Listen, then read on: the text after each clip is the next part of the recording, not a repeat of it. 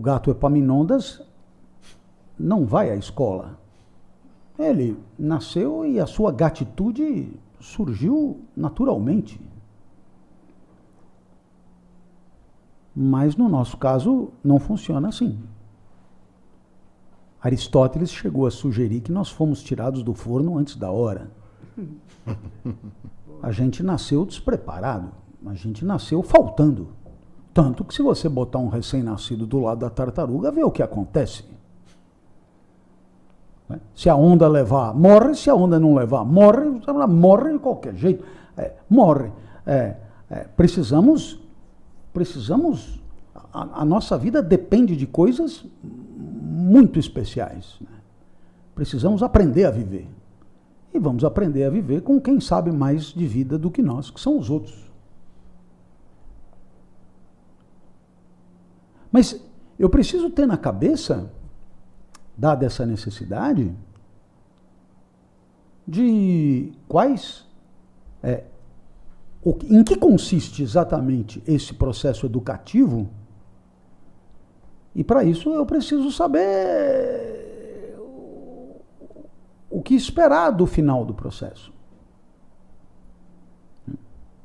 A sociedade, ela chancela a escola como instância formadora, de tirar o cidadão de um ponto e botá-lo num outro estatuto, ponto B, que é o ponto B, digamos, onde ele está mais apetrechado para interagir, para viver em sociedade, para ser cidadão, para...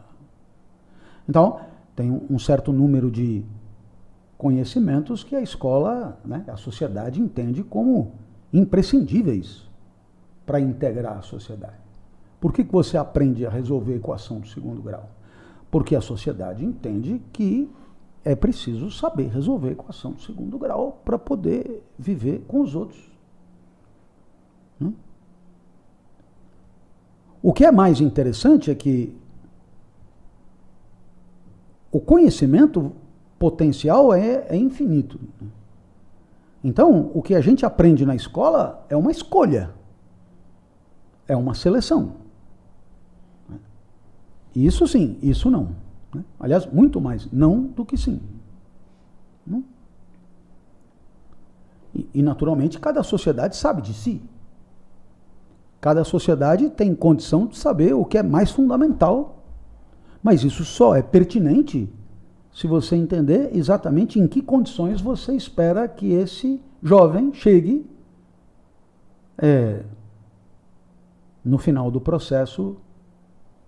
Qual é a qualificação mínima necessária para ser agente social, para ser integrante daquele grupo? Ora,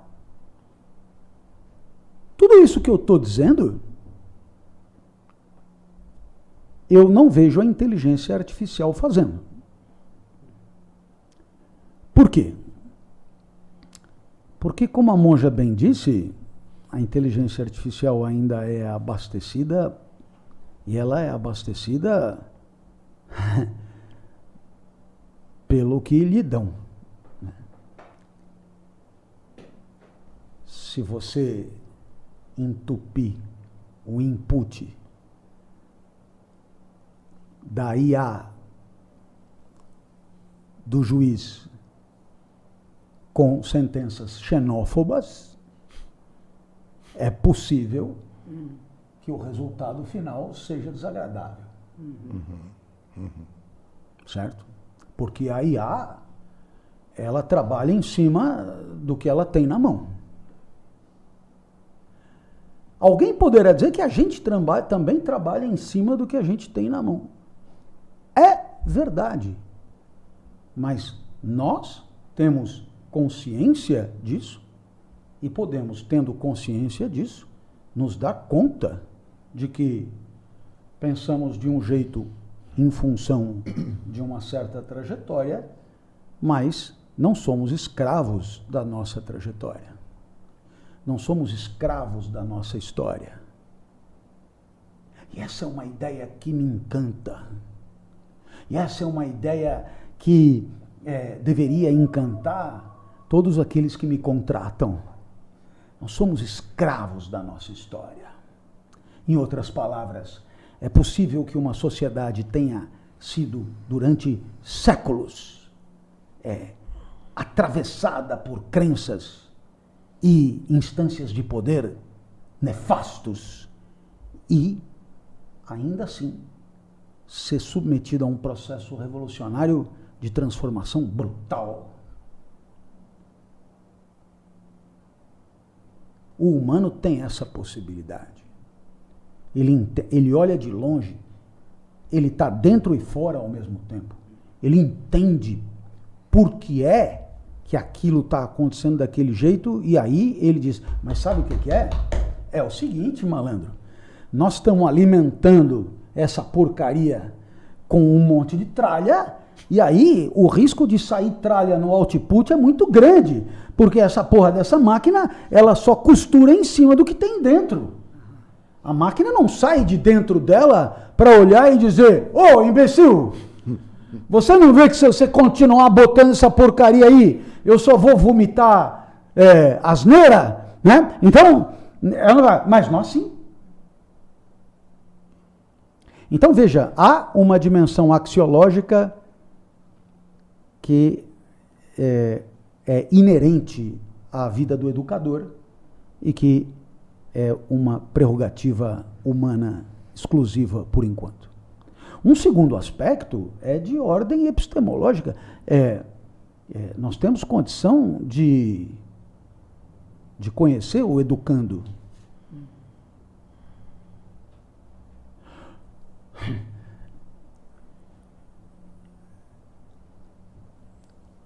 É possível que até nem muita gente saiba disso, mas tem gente pesquisando, né? Tem gente pesquisando, digamos, os processos cognitivos, né? Tem gente buscando ciência, né?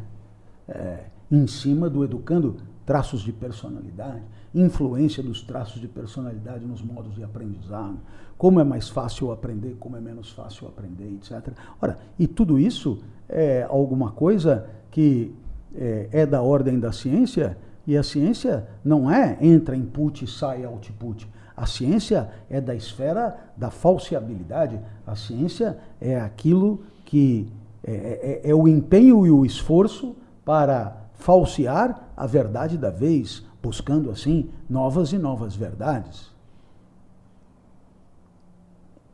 Portanto, é um princípio bem diferente desse princípio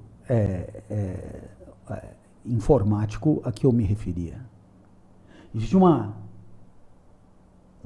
curiosa sabedoria na produção científica, que é a de saber que, embora eu tenha dado tudo de mim e chegado até aqui, eu tenha a certeza de que novos experimentos colocarão por terra as minhas convicções.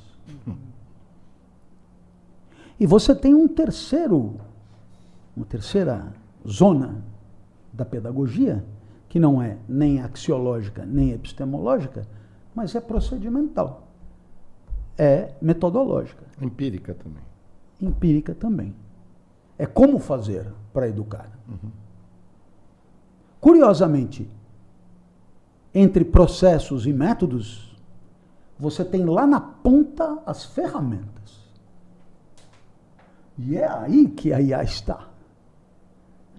Ela é um micropedaço da terceira área.